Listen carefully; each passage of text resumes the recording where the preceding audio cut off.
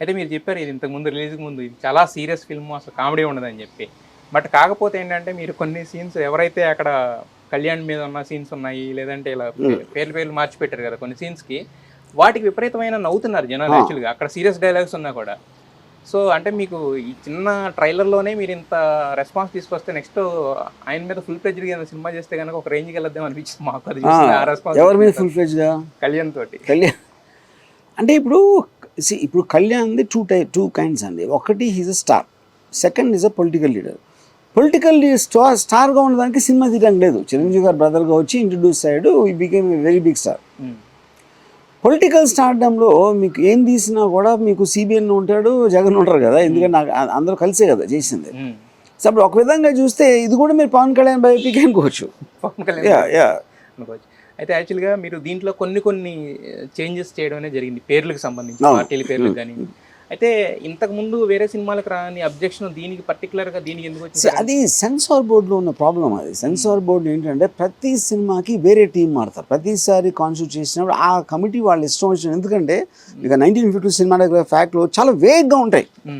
ఇలా అనిపిస్తే ఉండకూడదు, అలా అంటే ఒక్కొక్కరికి ఒక్కొక్కలాగా అనిపిస్తుంది. ఇప్పుడు ఫర్ ఎగ్జాంపుల్ కొన్ని బ్లర్ చేయమన్నారు, ఇది ఫోటోలు, వైఎస్ఆర్ ఫోటోలు, ఎన్టీ రామారావు గారు, లేకపోతే సోనియా గాంధీ. బ్లర్ ఎందుకు చేయాలి అంటే అందరికీ తెలుసు కదా, జాతీయ నాయకులు ఫోటోలు అయ్యాయి.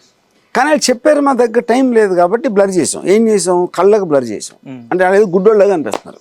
అంటే దాని మూలాన ఎవరికి ఉపయోగం వస్తుంది, ఎవరిని కాపాడుతున్నారు అనేది సెన్సార్ వాళ్ళు కూడా అర్థమన్నారు. బట్ కాకపోతే ఏంటంటే ఈ బ్లర్ అనేది కూడా ఫస్ట్ వైఎస్ఆర్ గారిని హెలికాప్టర్లో చూపించినప్పుడు ఫుల్ ఉంది, అది ఆయన చనిపోయినప్పుడు. అందుకనే అది అప్పటికప్పుడు వాళ్ళకి ఏం వస్తే అది చేయటమే అంతే, అంతకన్నా ఇంకేమీ లేదు అసలు. మీకు వాళ్ళతో ఇంకా వాదించడానికి టైం లేక ఇంకా ఓకే అంతే, అంతగానే ఏం లేదు.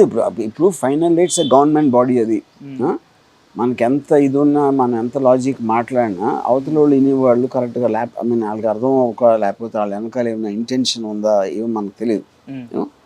బేసిక్గా censor board is a very outdated concept. అది ఎందుకంటే వాళ్ళకు కూడా తెలియదు ఏం చేయాలో.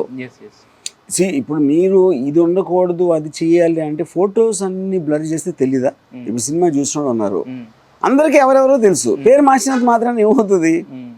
బట్ కాకపోతే ఆ ఇంపాక్ట్ సినిమా మీద ఉంది కదా సార్. అప్పుడు మీరు డైరెక్ట్ గా వైఎస్ఆర్ అంటాకి విఎస్ఆర్ అంటాకి ఫెయిర్ ఎనఫ్.